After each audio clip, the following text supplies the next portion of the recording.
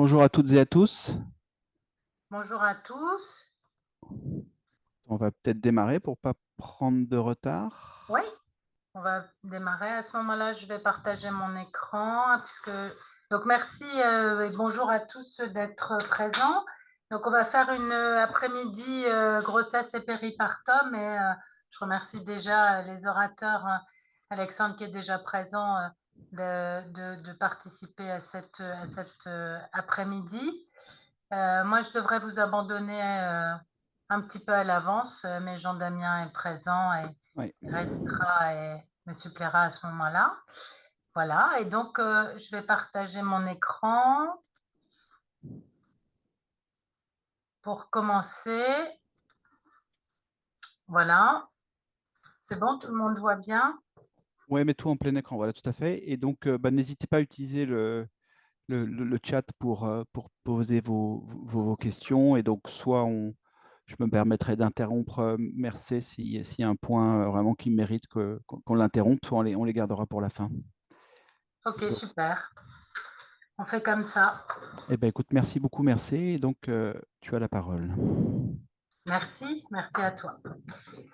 Donc, moi, je travaille en réanimation au CHU de Lille et dans cette activité, prend en charge un certain nombre de femmes enceintes avant l'accouchement ou en post-accouchement quand il y a des problèmes. Et je suis accompagnée sur cette activité par les praticiens hospitaliers du service, et notamment le docteur Laurent Robriquet et le docteur Sophie Six, qui m'ont beaucoup accompagnée et qui continue de m'accompagner toutes ces années dans cette prise en charge. Et du coup, l'objectif un peu de ce topo est de vous donner un peu la physiologie, les modifications physiologiques au cours de la grossesse pour essayer de mieux comprendre comment prendre en charge ces patientes et les pathologies qui peuvent survenir dans les suites.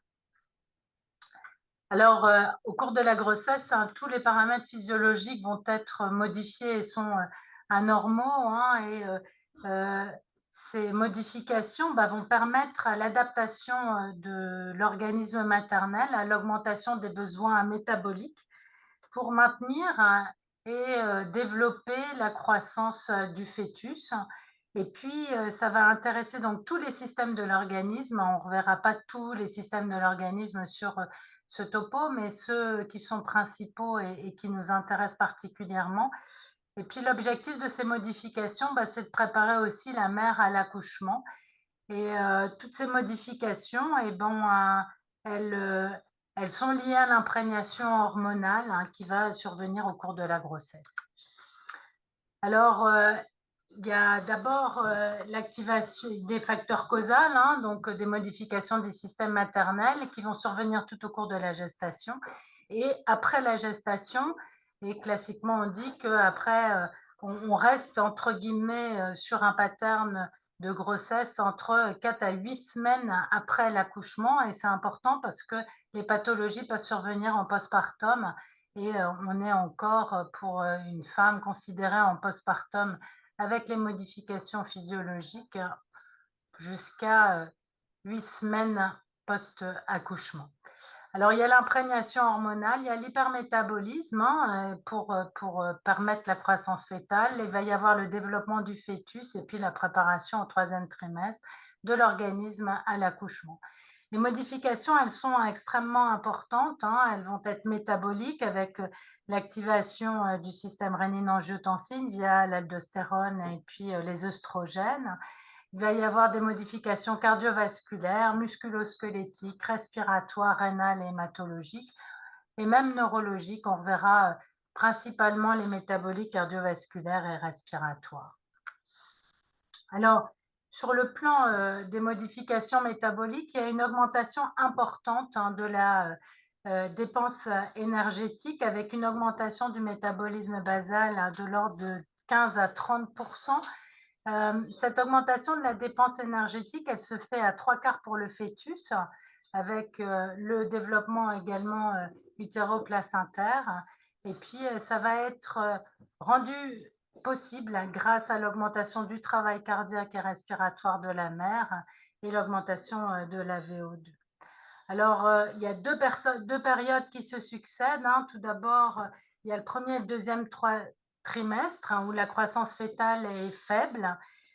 Et donc, c'est surtout la mère qui va accumuler des réserves, hein, pour permettre au troisième trimestre, c'est l'inverse, un hypercatabolisme maternel pour permettre la croissance et le fait que le bébé grossisse et qu'il y ait une mise en place et une mobilisation des réserves maternelles, hein, au profit du placenta et du fœtus.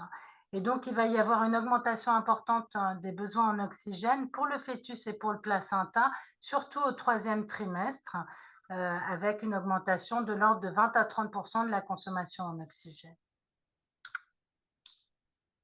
Donc,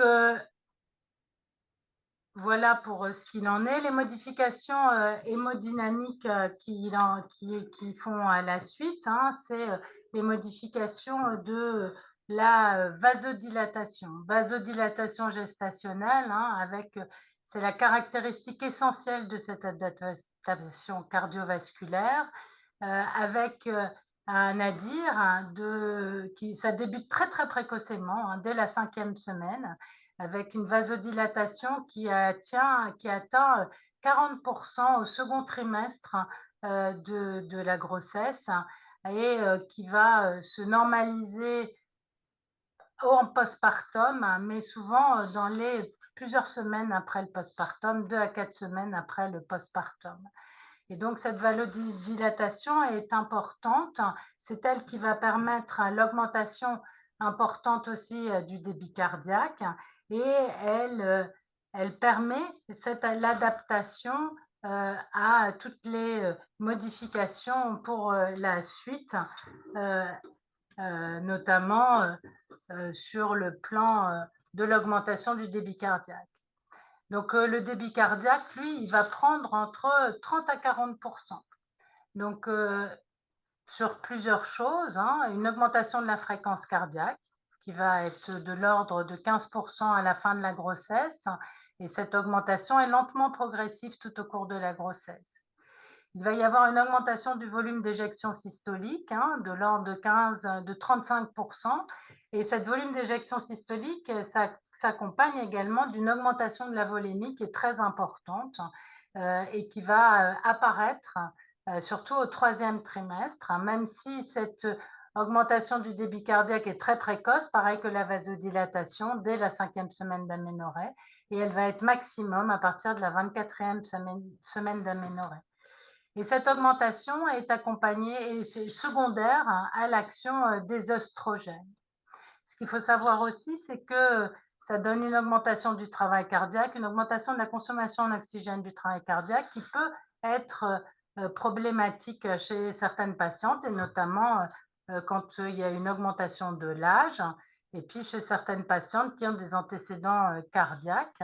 Mais ça peut s'accompagner aussi d'une mise en évidence, hein, d'une petite défaillance cardiaque, notamment au moment de l'accouchement.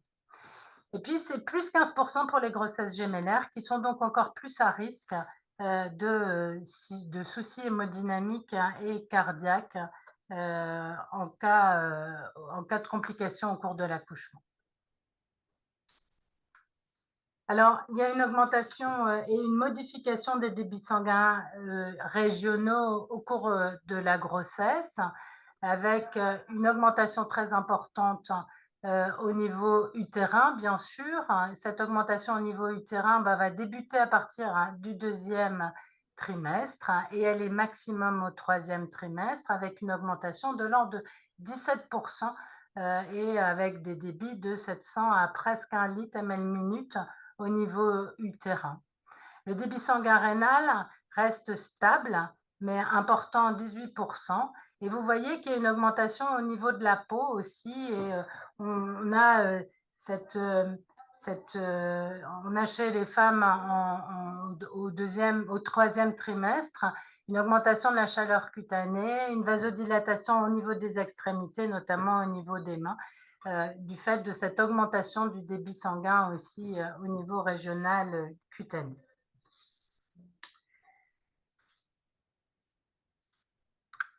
Alors, il y a un effet de la position maternelle sur le débit cardiaque. Cet effet est surtout au 3e trimestre de la grossesse, hein, et en fonction de la position maternelle, il y a une diminution, notamment en décubitus dorsal, et ce, dès la 24e, 20e semaine de gestation. Il y a une diminution quand on est en décubitus dorsal du débit sanguin par compression de la veine cave inférieure par l'utérus gravide. C'est ce qu'on appelle le syndrome de compression aortocave, qui peut être responsable d'hypotension artérielle et qui peut s'accompagner aussi d'une diminution de la perfusion utéroplacentaire en décubitus dorsal et qui peut s'accompagner d'une stagnation veineuse au niveau veineux cave inférieur.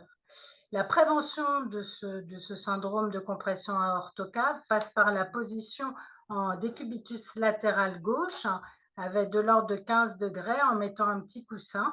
Et donc, il est conseillé au 3e trimestre aux femmes enceintes de dormir avec plutôt un petit décubitus latéral gauche plutôt que rester sur le dos.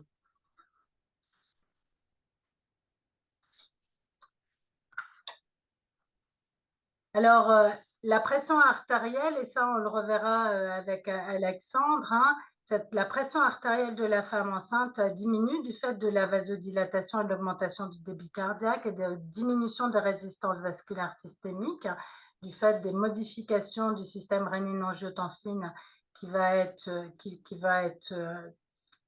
stimulé qui va être modifié grâce aux hormones oestrogènes et progestérone. Ça commence à partir de la 7e semaine d'aménorrhée, avec un pic au niveau de la 24-28e semaine d'aménorrhée. Cette diminution est de l'ordre de 20 à 30% et se maintient dans les 4 à 8 semaines du postpartum.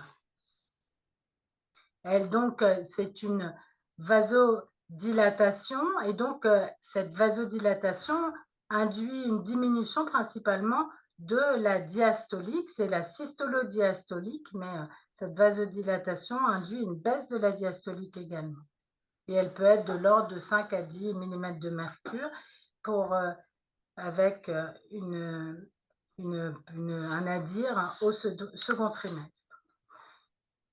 Sur le plan des modifications hématologiques et volémiques, il est important de comprendre qu'on a une augmentation du volume sanguin maternel avec une augmentation de la volémie également. Donc, cette augmentation du volume sanguin maternel s'accompagne et de l'ordre de 30 à 50%. Il commence aussi dès le début de la grossesse, dès la 6e semaine, et il se poursuit jusqu'à la 32e semaine d'aménorrhée. Il y a une augmentation du volume plasmatique qui est de l'ordre de 40 à 50%, donc avec une hypervolémie suite à la sécrétion de rénine angiotensine aldostérone qui est stimulée par les œstrogènes et avec l'activation importante du système rénine angiotensine aldostérone et donc une hypervolémie importante avec une augmentation du volume globulaire qui est moindre, qui est de l'ordre de 20% suite à une augmentation de l'EPO et de la prolactine grâce à la sécrétion de progestérone. Et donc, il en résulte une hypervolémie avec un volume globulaire moins important et donc une anémie entre guillemets, mais qui est surtout une anémie relative et qui est surtout secondaire à l'hémodilution observée chez ces patientes.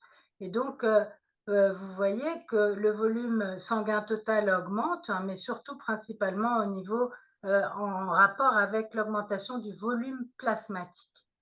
Et donc, il en résulte une hypoprotidémie avec une diminution de la pression quantique et la possibilité d'apparition d'œdème, surtout au 3e trimestre de la grossesse. Avec tout ça, se normalise entre 1 à 3 semaines après l'accouchement. Cette augmentation de la volémie est souvent accompagnée au moment de l'accouchement d'une hyperdiurèse, hein, pour justement normaliser cette volémie.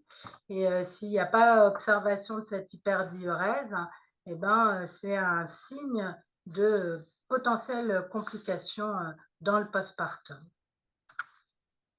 Donc, globalement, en résumé, au cours de la grossesse, on a une augmentation importante du débit cardiaque avec une augmentation du volume d'éjection systolique et une augmentation de la fréquence cardiaque, une augmentation de la volémie. L'hémoglobine, de manière parallèle, diminue, mais c'est une anémie du fait de l'hémodilution. Et on a une diminution des résistances vasculaires systémiques importante qui remonte un petit peu à la fin de la grossesse. Alors, sur le plan des modifications rénales, on a une vasodilatation aussi rénale avec une augmentation importante du débit plasmatique rénal de l'ordre de 80% et une augmentation de la filtration glomérulaire avec une augmentation très rapide au cours du début de la grossesse et puis un plateau et puis une normalisation de ce débit rénal dans le postpartum, mais qui va mettre aussi entre 6 et 8 semaines en postpartum. Cette augmentation de la filtration glomérulaire et des débit plasmatique rénal explique l'augmentation de la clairance de la créatinine, de l'urée et de l'acide urique avec une diminution du dosage de la créatinine, de l'urée et de l'acide urique au cours de la grossesse et donc une créatinine normale qui est beaucoup plus basse que chez une femme non enceinte. Il y a également une altération de la fonction tubulaire avec la possibilité d'avoir une protéinurie modérée du fait de cette altération de la fonction tubulaire, une petite glycosurie physiologique entre guillemets, qui se normalise également très rapidement. Il y a des modifications anatomiques qui sont importantes à connaître avec une dilatation piélo-calicielle qui peut survenir très précocement dès la 6e semaine d'aménorrhée. Cette dilatation peut provoquer une stase rénale, aggraver des reflux vésico-urétéraux et favoriser les pyélonéphrites chez la femme enceinte. Cette dilatation piélo-calicielle peut être prédominante à droite du fait de la compression plus importante au niveau du syndrome au niveau droit. Par contre, ce qui est important de savoir, c'est que normalement, cette dilatation met pareil 4 à 6 semaines pour se corriger et disparaître. Et donc, la persistance d'une dilatation piélo-calicielle dans le postpartum, 1 à 2 mois après le postpartum, doit faire rechercher une complication et n'est pas habituelle.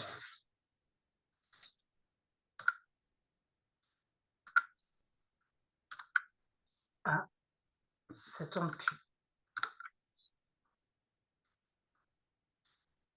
Ah voilà. Alors, sur le plan des modifications anatomiques respiratoires, c'est important également.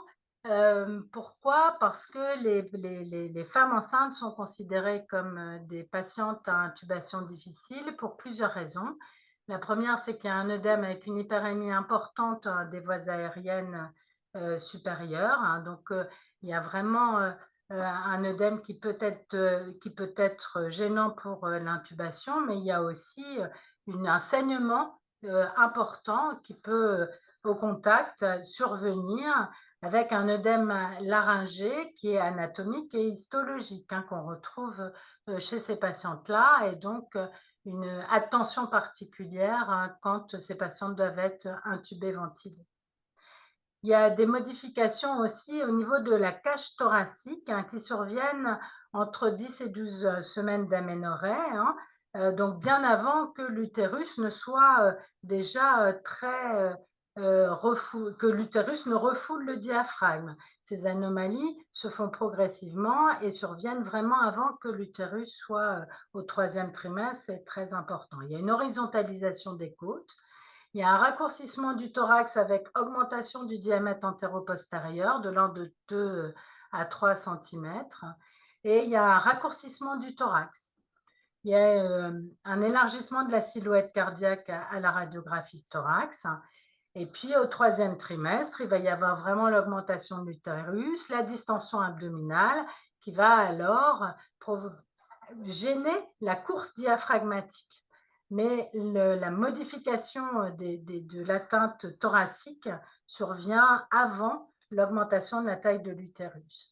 Donc, plus facilement des atélectasies qui peuvent survenir, notamment des atélectasies en bande, et puis la gêne sur la course diaphragmatique, notamment au 3e trimestre de la grossesse. Sur les modifications fonctionnelles pulmonaires qui surviennent, eh ben, il va y avoir très rapidement également une stimulation des centres respiratoires dès la 8e semaine d'aménorrhée avec une hyperventilation. Cette hyperventilation s'accompagne d'une augmentation de la ventilation minute, due à une augmentation de la ventilation alvéolaire et à une augmentation du volume courant, plus qu'à l'augmentation de la fréquence respiratoire. Il y a une augmentation de la fréquence respiratoire jusqu'à la 15e semaine d'aménorrhée, et puis après, celle-ci est stable. Ce qui va augmenter, c'est surtout la ventilation alvéolaire par le biais de l'augmentation du volume courant. Et donc, il va y Merci. avoir comme conséquence Est-ce des que je peux... modifications sur les échanges gazeux avec une augmentation de cette ventilation alvéolaire, l'apparition d'une diminution de la peptidase CO2, le maintien d'un pH normal, mais du fait de cette hyperventilation, une adaptation rénale avec une diminution des bicarbonates. Et ça survient dès la 7e semaine d'aménorrhée et ça se poursuit jusqu'à l'accouchement avec donc un gaz du sang qui montre une acidose métabolique en rapport avec une alcalose métabolique chronique. Et ça se normalise dès la 6e et entre la 6e et la 8e semaine après l'accouchement. Merci, j'ai une question sur ce point Oui. de Quentin. Faut-il prendre en compte cette hyperventilation sur les réglages du respirateur? Donc j'imagine si la patiente se retrouve pour une raison ou pour une autre intubée ventilée.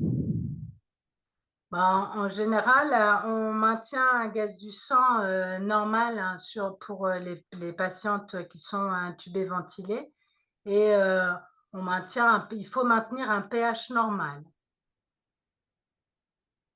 Donc, ça dépend en fait du niveau de bicarbonate. Mais oui, on maintient un pH normal avec une hypocapnie relative. Ok, merci.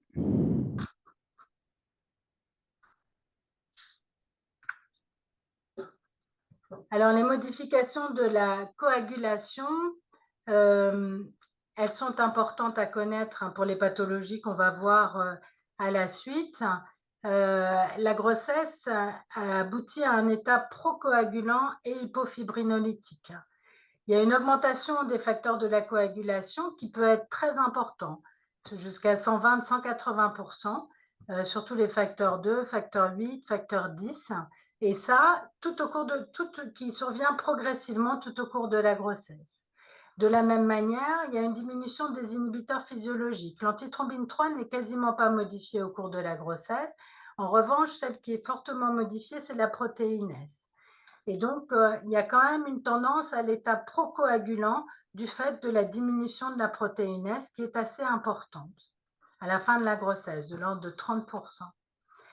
Il y a une hypofibrinolyse qui est due à une diminution du TPA qui va survenir progressivement tout au cours de la grossesse, avec de manière parallèle une augmentation du PAI1 et du PAI2 et de cette synthèse de PAI1 et PAI2.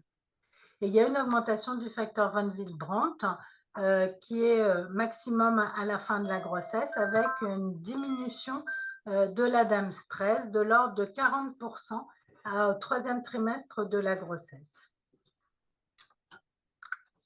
La dame stress, quand on regarde chez les patientes au 3e trimestre, on peut avoir une diminution de l'ordre de 50 à 40% qui se normalise dans le postpartum.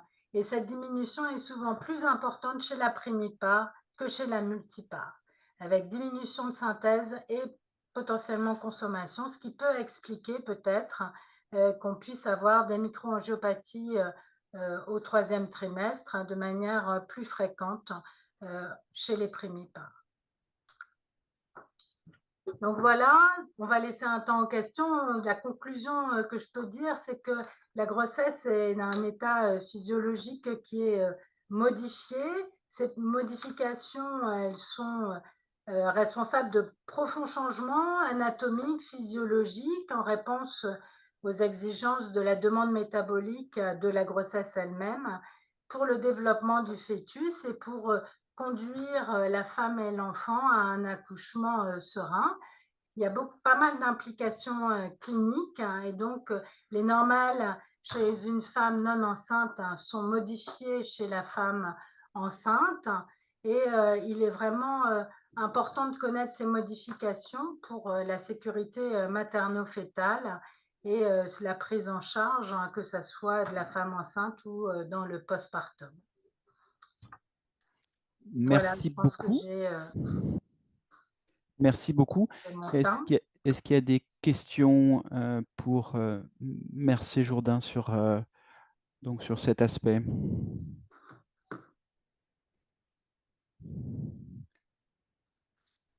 Pendant que les uns et les autres réfléchissent. Donc, si voilà, pour bien résumer ton propos, l'idée, c'est de bien connaître ces modifications, justement pour ne pas être tenté, entre guillemets, de vouloir les corriger, puisqu'encore une fois, comme tu l'as très bien montré, il s'agit d'une adaptation fonctionnelle à l'état de la grossesse, qui après, de toute façon, se normalisera.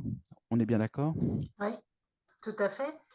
C'est une adaptation qui va se normaliser, mais qui ne se normalise pas tout de suite. Je pense que je l'ai répété suffisamment, tout de suite à l'accouchement. Tout à fait. Une question de Cyril. Par rapport aux objectifs de pression artérielle moyenne chez la femme enceinte, on vise plus de 65. Alors, c'est la question qu'on me pose chaque année, oui. On vise pareil, hein, on vise aux alentours de 65, au-dessus de 65, pour maintenir quand même un débit qui soit suffisant.